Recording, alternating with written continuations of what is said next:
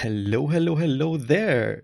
This is a very new experiment, and what I want to do now is I want to play Hero Damage the game and do a developer commentary while I play this game. I've never done anything like this before, but I hope that it is a cool idea and that you may find it interesting to hear me talking about it. Um, Before we start, let me get to some basics about Hero Damage the game. In case you don't know it, Hero Damage the game was my April Fool's joke 2020 for the Hero Damage website. Yes, I actually made an entire kind of gimmick game for people to download and play, with references to Hero Damage and the rogue community especially. And it was an experiment for me. I had the idea for the April Fool's joke 2019 already, but the idea came very late. It was like 1 or 2 weeks before April Fool's, and there was not enough time at all to pull this off. Nevertheless, I got started on the game and developed a tech demo with all the stuff that I had in mind that I would need to make a game like this. Um, and then 2020, I picked it up and finished writing the story, making all the levels, and creating the actual game so that it was there for April Fools this year. I will put the link to the game in the description if you want to play it. If you haven't played it, I recommend, if you're interested, to do so before watching this developer commentary. But you can also just watch me play it as a let's play. That depends on what you want. But nevertheless, there's the option for you to play it first and explore it on your own without me spoiling everything. Is there anything else I want to mention about Hero Damage the game before I start playing it and talking about it as we see it? There's one note on this first screen that explains the controls for the game that is about touchscreen devices. And that is kind of almost a relic of my first development version because originally my plan was to make Hero Damage the game a browser game so that everyone could just visit Hero Damage and play this in their browser as an HTML version. And my first tech demo, I tested with everything. I built this with the Unreal Engine, which used to have support for this at the time, and tested it, and it worked fine. So I was happy to be able to go forward with this. But when I picked it up this year, I made the mistake when I finished it and made all the content to upgrade the Unreal Engine version without noticing that they dropped the support for HTML exports. And by the time I was finished with the game and tested this, I realized that I wasn't really able to get it to work. There were plugins and whatnot to make HTML exports work, or supposedly make it work, but I experimented and compiled for days and tested it and ended in a situation where, in order for people to be able to play the game in their browser, they would have to change some browser flags and whatnot, which is all pretty technical and potentially dangerous stuff. So I had to move away from that decision and make this a standard downloadable PC game. You have to play on your Windows PC instead of a browser game because it was just too late to revert this and make it work for browsers easily. Maybe that was for the better in the end, I can't really say. But yeah, kind of unfortunate. I wish this would have been a browser game, but well, that is why touchscreen devices are still listed here. I think if you really have a Surface or something like that with Windows and you play the game, touchscreen controls should work. I never really tested them because they were intended to work on browsers and originally did. But yeah, there goes that. All right. I think that's enough talking about the backstory there. Let's jump into the game, I think. So I'll press the interact button and we will go into the intro. Today is the day. Today you are going to become a great rogue, just as you always wanted. You already got a really cool outfit from your mom for your birthday, but just looking cool, that isn't good enough, is it? No. Today you are setting out to learn and improve, so that you will finally be able to join groups and fight all evil. Are you ready? Um, Something to say right here before we continue is this is obviously our main character that we are going to play. And yes, this is the good old Bloodfang Tier 2 armor for the Rogue class in World of Warcraft. And I had a pretty convoluted process here to actually make this work, and I only made this for the player character. I really wanted to have the in-game kind of look and animations, so I went through some rather tedious process of exporting all the animations with WoW Model Viewer and post-processing them to make them look like this retro 8-bit kind of graphic style. I think the character has about 250 image files that make up the animations. More on that I can say in a minute. But yeah, I wanted to have the player really have these animations and remind of WoW. I didn't do this for all the NPCs and other characters because that would have been so much effort and probably not the gain and blown up the time frame. But yeah, I really wanted to do this for the main character, and that's what we see here. Same for the dialogue system. One of the first things I implemented in my early tech demo last year. You can see we can scroll through things. There's an icon where we can move to the next page, and there's a sound. I will go back to this topic as well in a moment. For now, are you ready? We are. Mirror image the game. This is where the main theme music starts. All of the music is also made by me.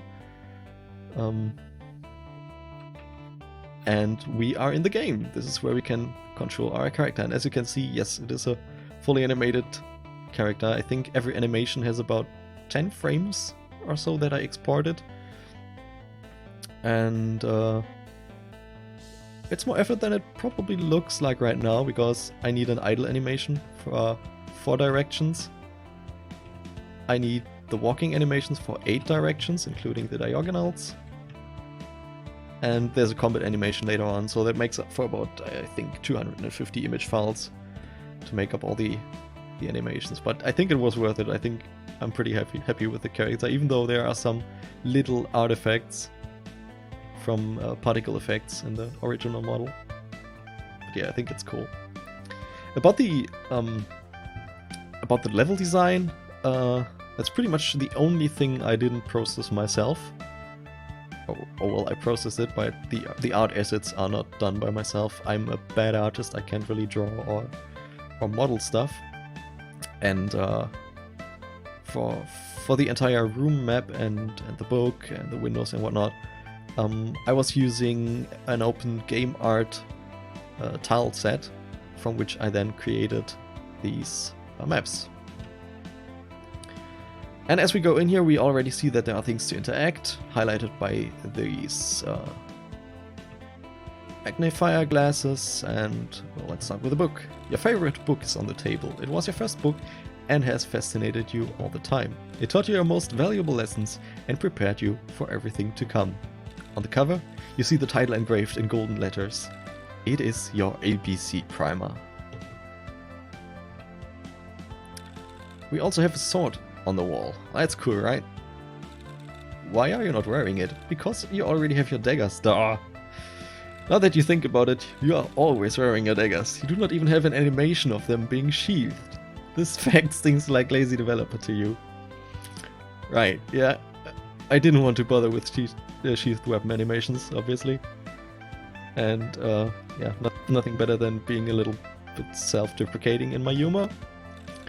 On the wall there's a picture. It shows some random landscape you've never seen with your own eyes. You wonder if you will see places like this on your journey. Aww. And the last item we have in our home here is a box. It is a box. But not just any box. It is your box. And that's pretty much it for the home.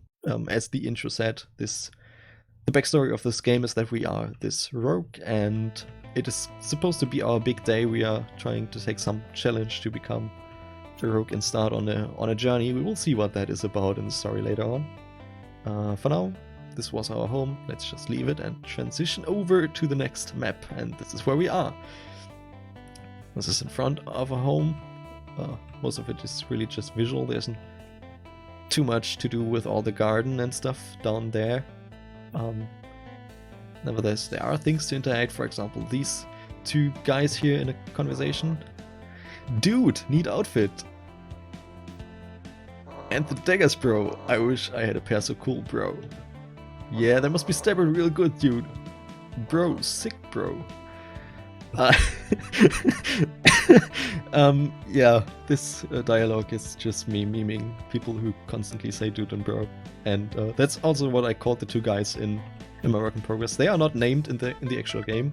The player doesn't know their names, but I called them dude and bro. And for the dialogue here, you for the first time saw somebody actually talking.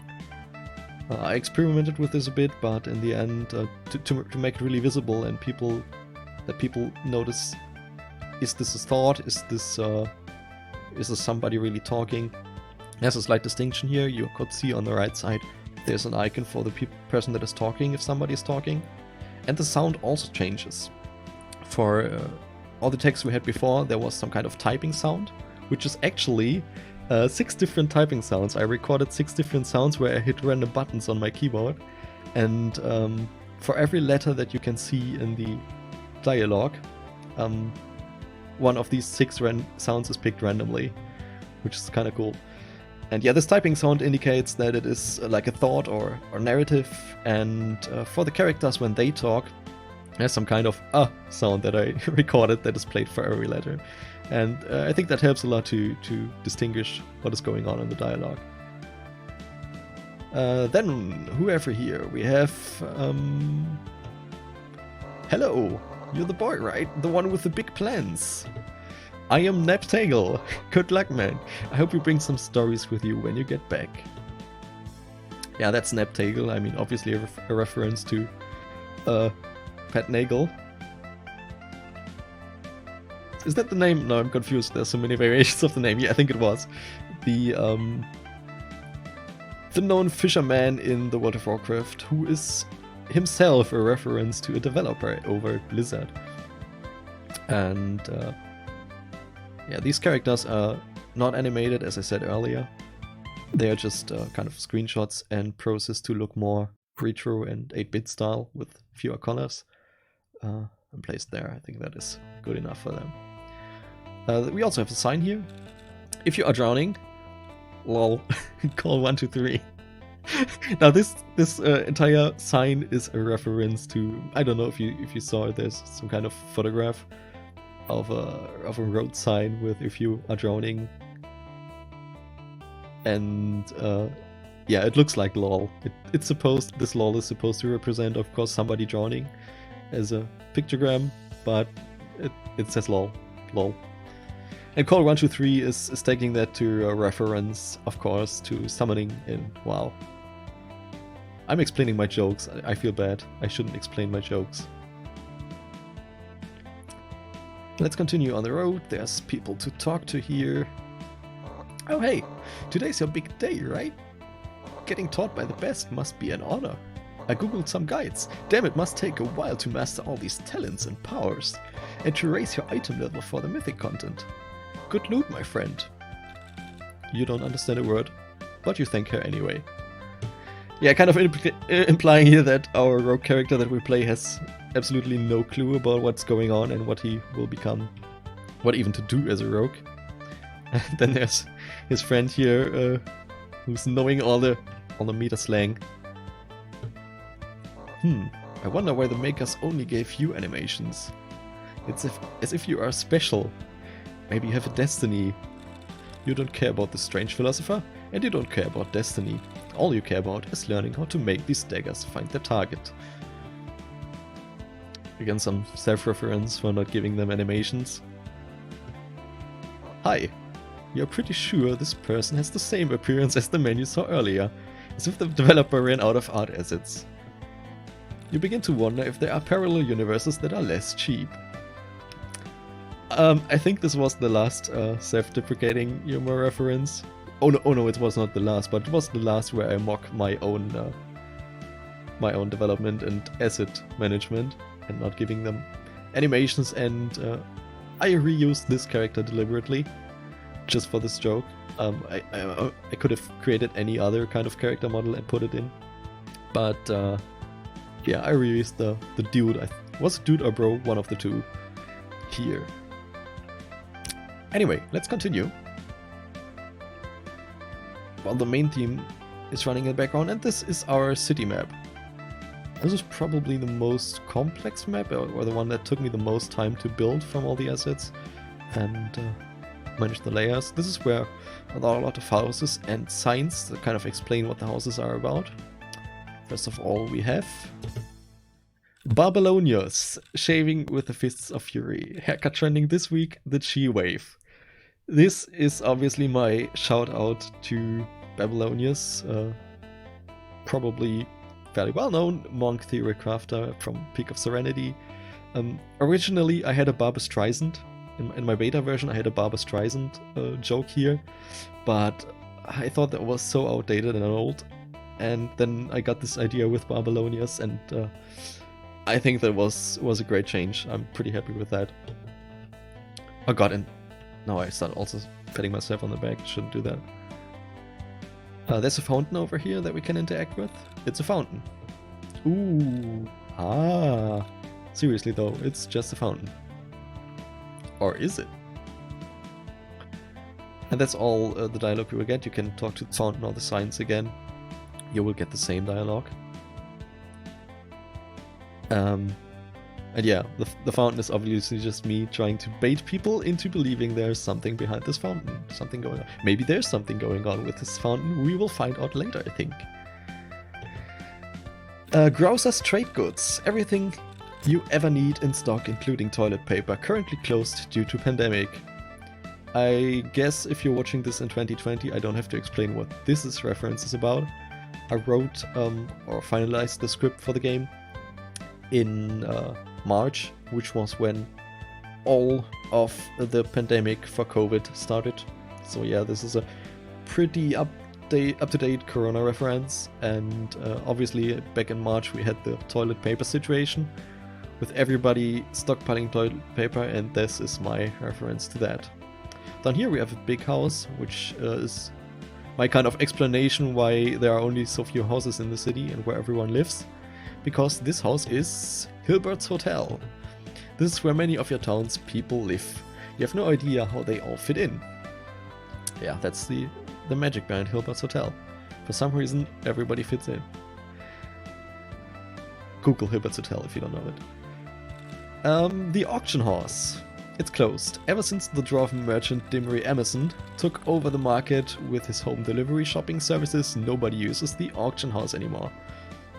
I guess I could have gone for a Jeff Bezos joke here or something, but I like to take the reference to Dimri Emerson, because obviously it has Emerson as a name, and I used it as a reference in one of my short stories actually. So that's kind of a self-reference there. Then we have the butcher's shop. Vegetable, bad, meat, good. Fresh meat. Both quotes from the butcher in Diablo. One final house, and that is the secret rogue hideout. Under absolutely no circumstance, do not enter via the front door. And what do we do when we see a sign that tells us what not to do? Of course, we do exactly that thing. So let's enter that via the front door. And there's a sign. Mwahaha, gotcha, there's nothing here. Yeah, that's all that sign says. I guess this is funny. Maybe. Anyway, it implies that there's more behind this rogue hideout than just the front door, and exactly we can see it here. Every game needs the kind of secret side passage where we enter the rogue den, and this is what we do here. And as we do that, our main theme stops and the background music changes to be something more mysterious as we enter this rogue den. Very simple map, everything is a little bit more shady, and we have this guy over here. Let's talk to the guy. Greetings, I have been waiting for you. Today, the doors to this place have finally opened to you, and you can enter to follow your path. Many have trained and grown to be powerful rogues. I believe you are capable of achieving the same. But before you can head out into the wild world, you have to show me that you can learn and fight. In the next room, you will find a training area. Meet me there. Players or what viewers right now who see this character may notice something if they are familiar with WoW, and that is that our Rogue Master is actually wearing the Death Knight, I think Ebon Blade armor. It's a Death Knight set helmet, which I think is pretty funny. Originally, I was looking for a cool character that character model and equipment set that would look like a Rogue Master, and I really loved that Death Knight hood because it has this shadow effect on the face, and I wanted to pick that, and then I decided, yeah, let's do this. I think it's making for a good joke to actually have the Rogue Master wear Death Knight armor. One more thing that is hidden in the screen and probably only few people actually noticed is this is the only at first really visible Easter egg in the game, and that is that on the wall here I have hidden avatar pictures of Rogue class theory crafters, and as you can see here above my head there's my own avatar picture, also processed to look more like 8-bit graphics. Nice. Alright, the guy told us to enter the next room, so we will do that. And there he already is. He's quick. You are confused how he got here faster than you. You look like you are confused how I got here faster than you. Well, I know how to step through the shadows, but this is a technique you will have to learn some other time. For now, let us focus on your combat skills. We will start with the path of the Assassination Rogue. This is about bleeds and efficiently taking out a target. You can use a rupture can cause a rupture in your foe to make them bleed. Go ahead and try it on the dummies.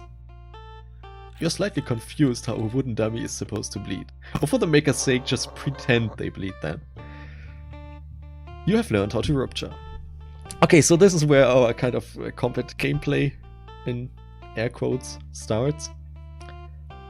We are going through the rogue specs here. I have to stress again that hero damage the game is taking a rogue story, because hero damage started as Ravenhold TC until Aethys jumped on board and we decided to make this available for all classes based on default profiles. But hero damage has always been a brainchild of Rogue TC, so yeah, Rogue is my passion, so this is why I made this a Rogue game. And we are going through the Rogue specs now to learn how Rogue combat works, and we start with Assassination, and our master taught us to use Rupture, and this is simply interacting with the dummies to apply Rupture. And again, there's a nice reference here, because our actual bleed application animation is Whirlwind of Warriors. It's not a Rogue animation. I picked it because it's a very noticeable animation that matches in any context. I wouldn't have to worry about directions and stuff. I can use one animation for everything. Whereas strike animations would always need directions and many different animations. So that's again kind of lazy mode just for the April Fool's joke. Not bad, you can't make all of them bleed obviously. For many targets there is a better way, the way of the Outlaw Rogue. What you have to do now? Just use Blade Flurry. You have learned how to Blade Flurry. And yeah, Blade Flurry is our AoE. And yes, this is actually power gaming. You can be an Outlaw and Assassination Rogue at the same time. If you target a dummy and face it, you also apply Ruptures. Even though this is about Blade Flurry right now. Maybe that's technical laziness, I don't know. As much I can say about it, just the way it is. I don't think I wanted to make special modes to separate between Assassination and Outlaw, and thought, just screw it, just let the player do everything. It doesn't really matter for the game or the story. Well done. So yeah, after you've also blade flurried a lot of dummies, you have learned the basics of both rogue specializations. That is great progress. You ask what the way of the subtlety rogue is.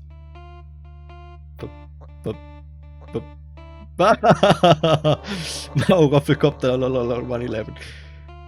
Did you read that in a book? Hear it from an old story? Subtlety rogues are a fairy tale, young Padawan. Nobody follows the way of the subtlety rogue, except maybe some diehards who believe they know what it is. Frauds, all of them, if you ask me. At this point, people who know me and who know that I am an absolute subtlety diehard and fan, and it's just my favorite spec and the one that I usually play as a player when I'm not TCing for the other specs as well.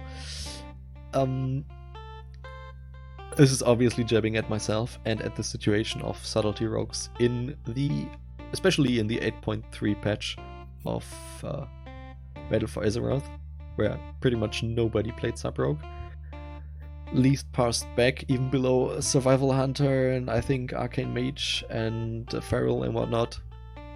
So yeah, kind of miming myself here for dieharding through sub, even in that part of the expansion. Whereas everybody else believes sub does not exist even. Fortunately, we have pre-patch for Shadowlands now and everything's starting to look better. We will see how that goes, but yeah, not the context of this video. Now, you have learned well, but to consider your training here complete, there is one more thing you have to do. You have to defeat a more dangerous version of these dummies, the mech of the deeps. I guess I don't have to explain the deeps joke here, right? For this, you will be on your own. The path forward is now open to you. Good luck. Okay, so we have learned the 2 rogue specializations. Even more dramatic music now, everything's getting tense. And the way is opened to leave on the right side. And there's going to be some challenge that we have to beat on our own. Our master's not going to help us here. We end up in a hallway where there's pretty much nothing except this random machine. Everything looks a little bit sci-fi here.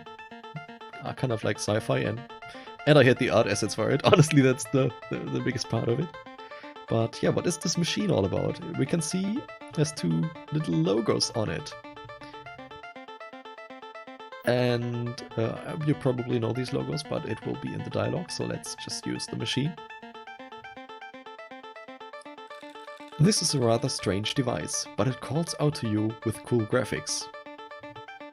You press some random buttons, but after a while you find out what this thing is. It is a thing that offers some kind of knowledge, like a book. It has 2 sections, Hero Damage and Blood Mallet. Those are the 2 logos. Apparently, they tell you how options compare for different classes, including rogues. This is very helpful. You can find what the best items and techniques are.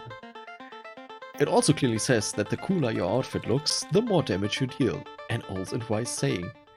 I have to put my reference in here because that is one of my most important philosophies to tell everybody. As a TC and guide writer, you need to have a good transmog set. If you look good, your DPS is going to increase. That's just scientifically proven, honestly. And I needed to put that in here. But yeah, of course, otherwise this dialogue is about referencing Hero Damage, which Hero Damage the game is obviously somewhat about. So I needed to put that reference in here. But of course, I also put in a reference to Blood Mallet. Shout out to Blood Mallet. Who's running the site that people could consider our Hero Damage rival. Blood is also a great guy. He's putting a lot of effort into his site, and I think it was only fair to shout out both of our sites in this game. I of course contacted Blood Mallet before I finished this game, if he would be fine with this. I even sent him a beta version to play it and judge for himself, and I'm so happy that Black Melee jumped on board with this and was agreeing, yeah, this is a pretty cool idea, and a pretty fun idea for an April Fool's joke. So yeah, thanks for participating in it, guys. If you want chars for DPS sims and whatnot, of course, use hero damage. I'm working on hero damage, so I have to advertise hero damage. It's hero damage the game, but guys, also Blood Mallet. Blood Mallet is a cool guy. There is no rivalry. We know and like each other.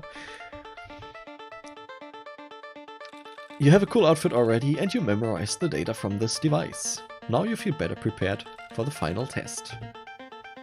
You have learned how to read charts. This is kind of making it sound easier than it is, because I know there's a lot of tendency to interpret hero damage and Blood Mallet charts out of context and overinterpret them.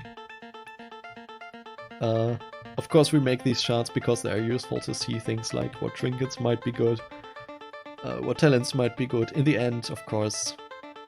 But that is something we will see in a bit.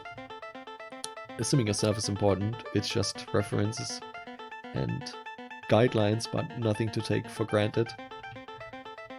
Anyway, we have learned how to read charts, so let's see if we can do this. And this is where the boss music sets in, and I really like the boss music. I'm pretty happy with how that went. This is not hero damage the main theme, the boss music, but I considered calling it the main theme for a little while, but in the end I decided no, it fits the boss much better, and it's not really a main theme kind of thing. But this is the song that I personally associate with hero damage, the game. I think it's pretty cool. And yeah, let's just fight the boss, which is straightforward. Just spam attack. Or whirlwind. Hahaha, nice try, human. You can't beat me just like this. You will need more than just what he taught you and what you learned from some website shard. It seems that you are still missing something. We can repeat this multiple times. I mean, I can just do it right now.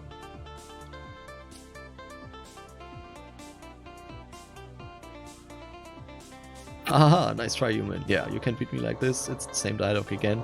Something is obviously missing, and since there's nothing else really in this room to do, the player is forced to head back.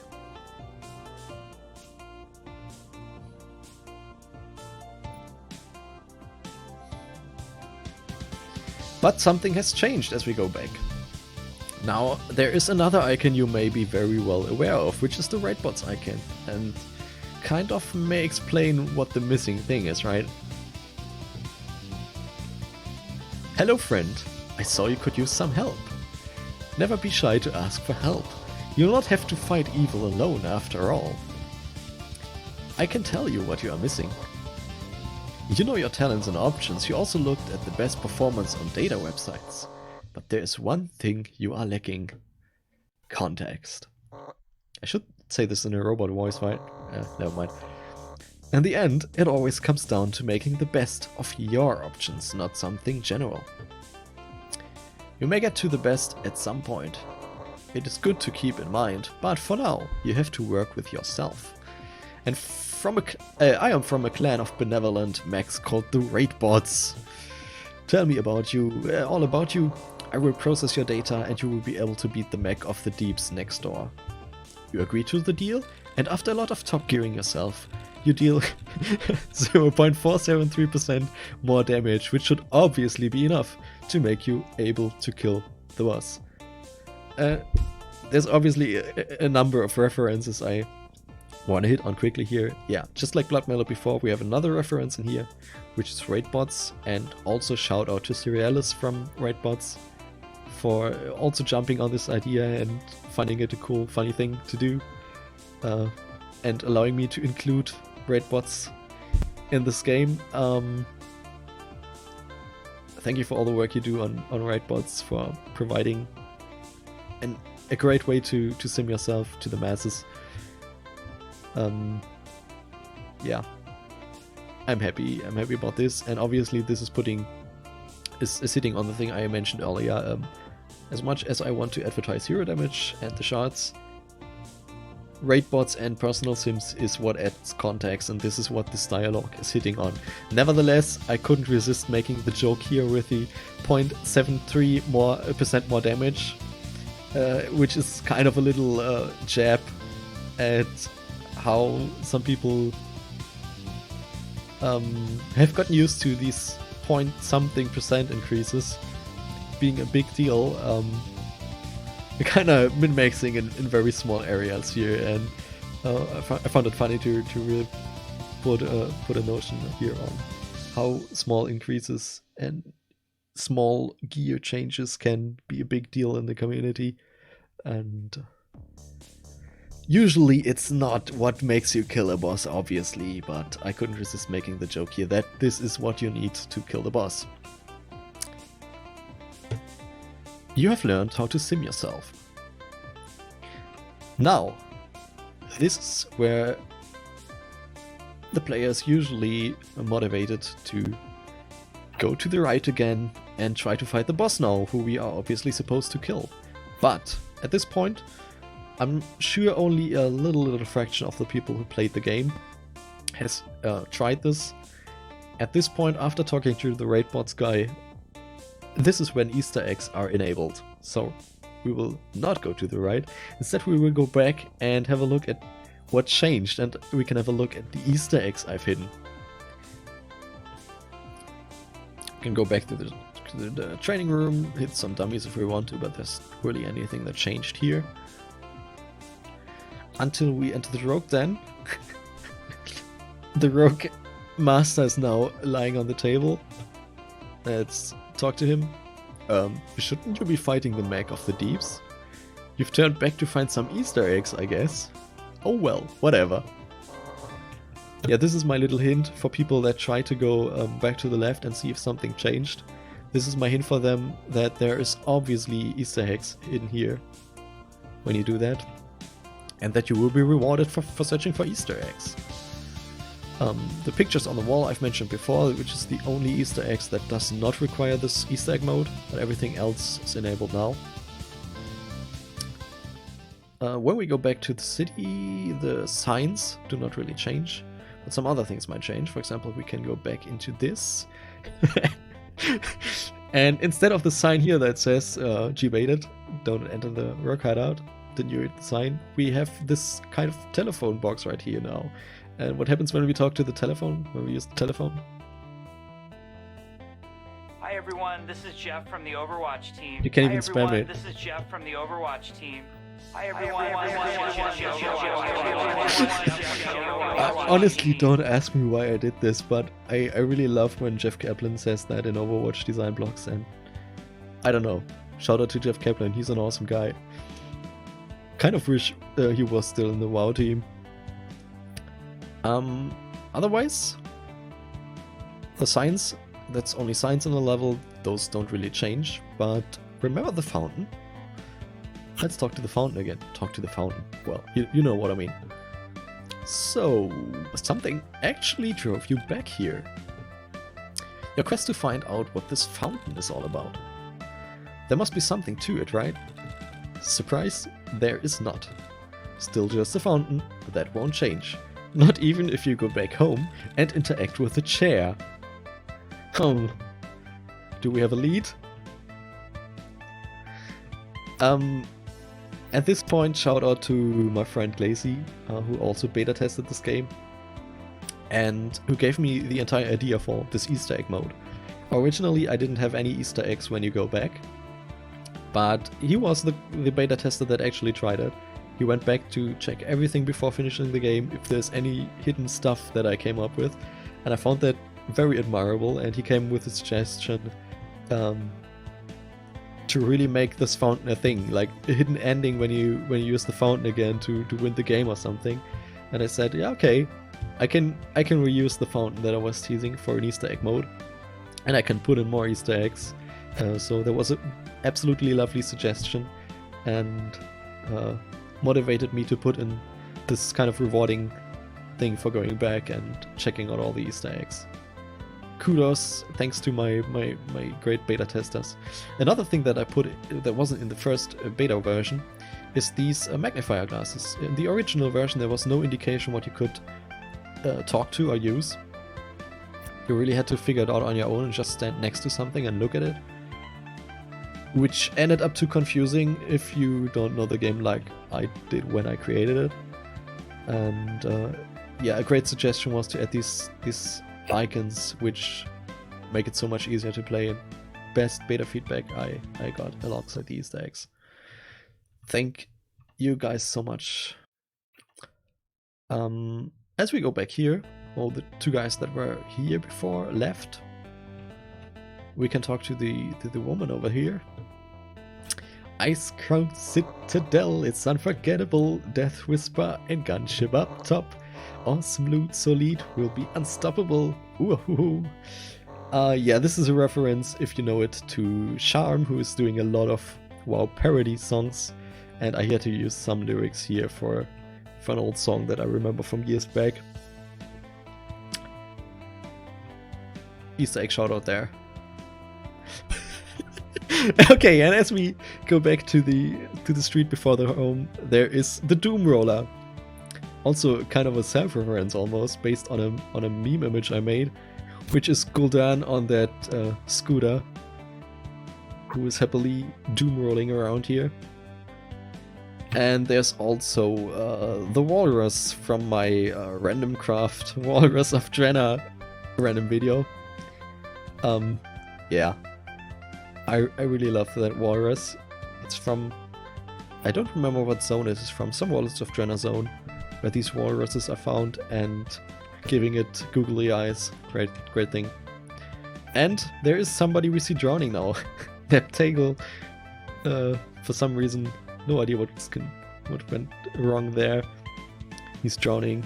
Or is he drowning? Maybe he's just swimming in the water. I mean, if you see somebody drowning, we just lol and call 123. So 123. I'm sure he's fine.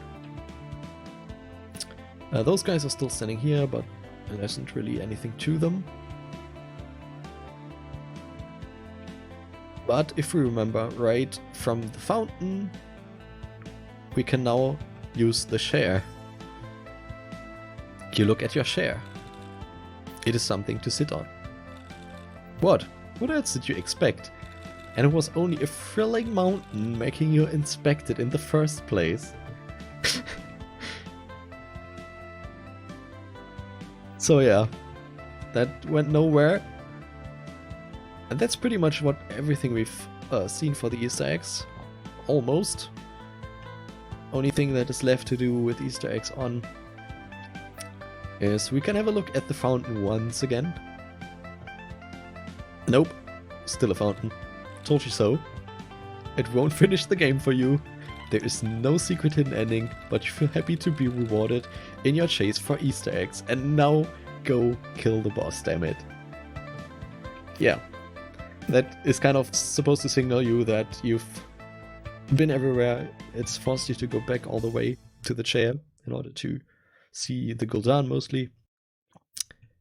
And now it tells you to go kill the boss. You've probably seen everything, and that is what we will do.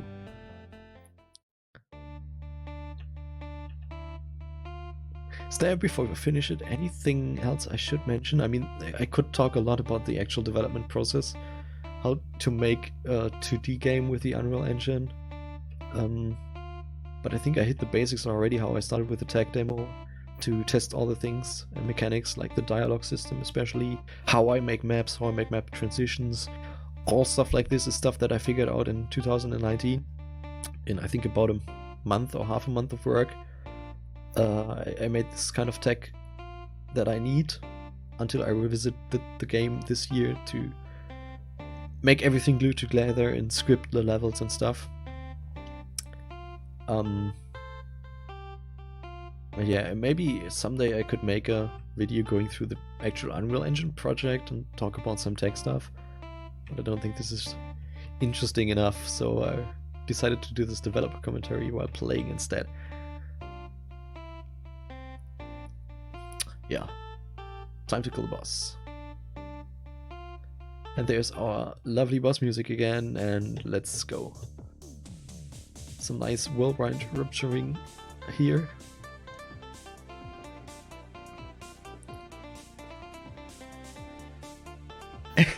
No! You beat me!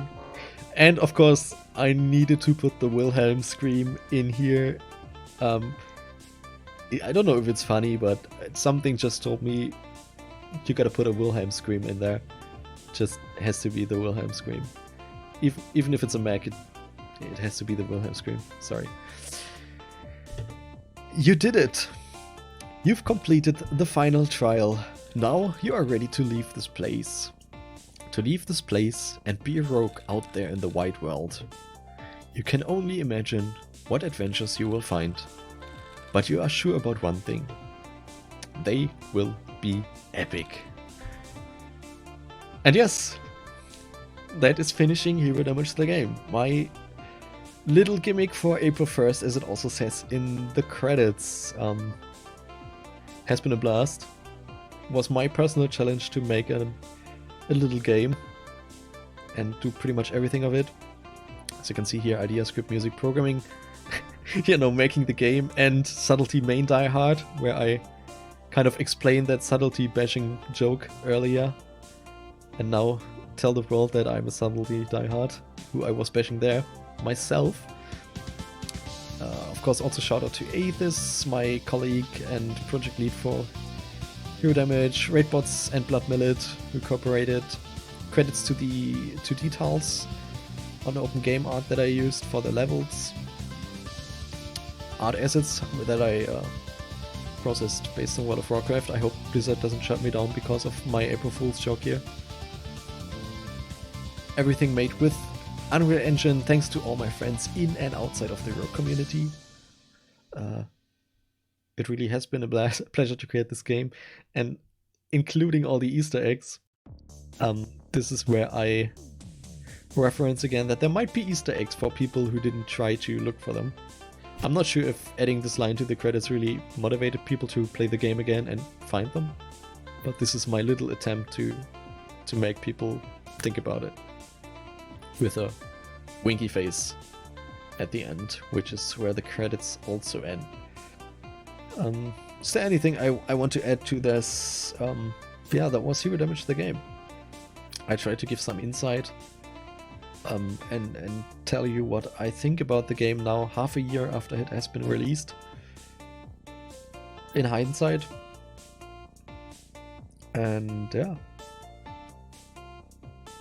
I'm pretty confident with this project. It was my personal challenge for April Fool's, probably completely overkill for an April Fool's joke, but I wanted to see if I can make a little game like this, inspired by other games like Undertale, for example, in style and humor. If I can pull something like that off, and I needed a good opportunity, that was all I needed. And I picked April 1st, and I picked Hero Damage, and I decided to give it a try, and this is what came out of it. And I hope you enjoyed playing it if you did. I hope you enjoyed watching me talk about it right now as much as I did enjoy creating all of this game, and for example making this awesome music as well right now in the background. Yeah. I'll wait for the song to finish and then end the recording, but that was my developer commentary. I hope it was somewhat entertaining. And yeah. Go check out Hero Damage the game if you haven't. Goodbye.